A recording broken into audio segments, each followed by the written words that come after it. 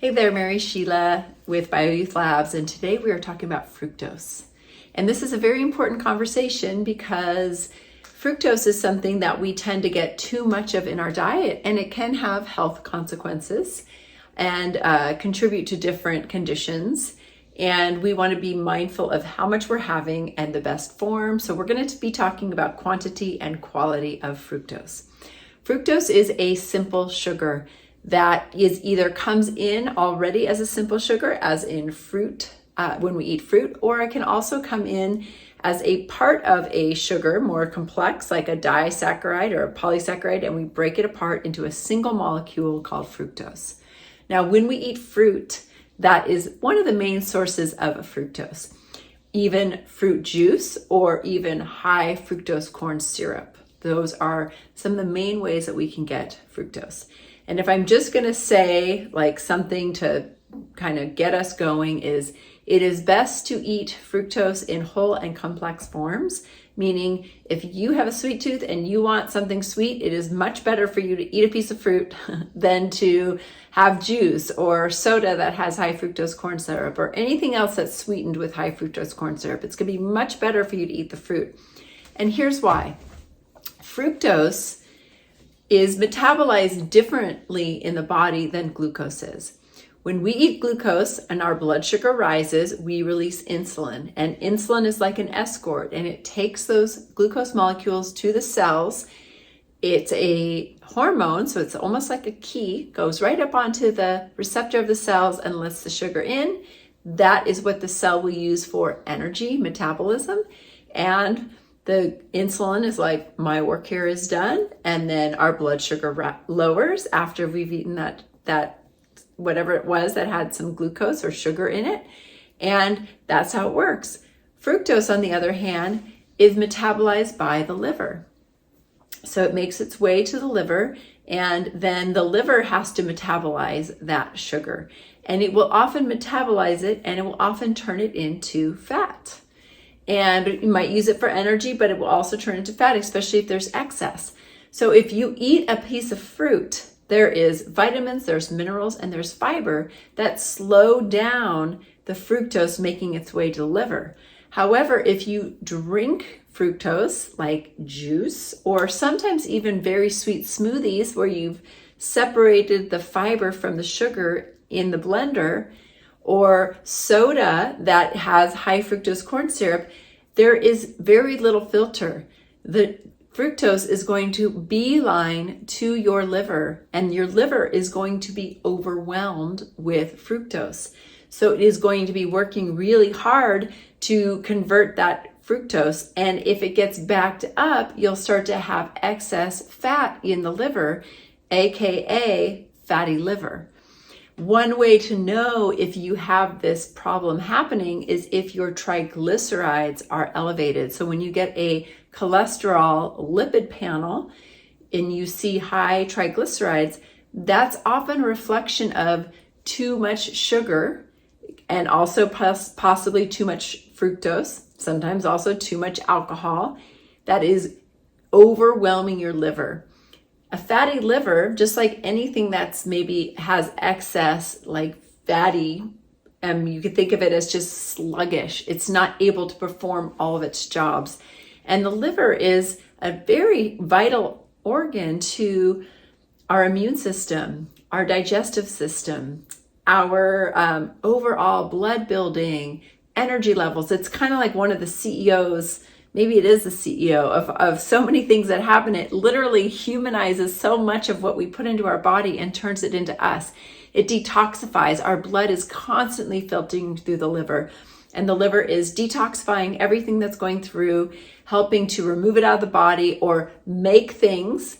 And it's extremely vital, right? We cannot live without our liver. So we need that liver to be working well, to help us with maintaining a healthy weight, to help our immune system, to help our detoxification pathways, to help even our healthy cholesterol levels and hormonal levels. I mean, it's so critical. And if it's sluggish and has all this fat in it and the filter isn't working very well, because it is like a giant filter, then all systems are going to be affected by this. So fatty liver disease, and sometimes it's called non-alcoholic fatty liver disease because there's no alcohol involved, it can be a result of the specific kinds of fructose.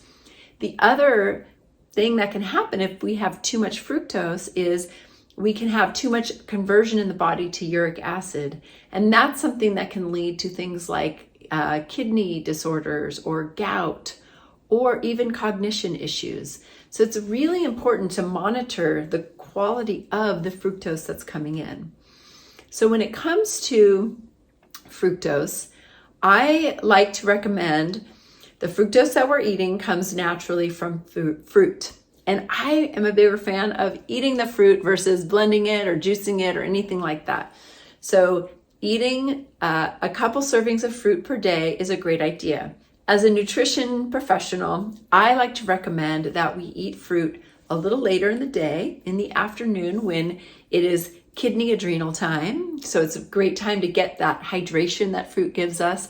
It's a great time to get the electrolytes, the minerals, and the fiber, and just the sweet treat that we sometimes crave in the afternoon.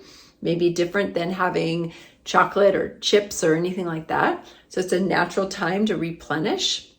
And I like to recommend that most of us have 1 to 2 servings of fruit per day. Yes, there are exceptions. The more active you are, even if your body's used to having more and it's working for you, that's fine. But a couple servings per day is usually a good amount for most people.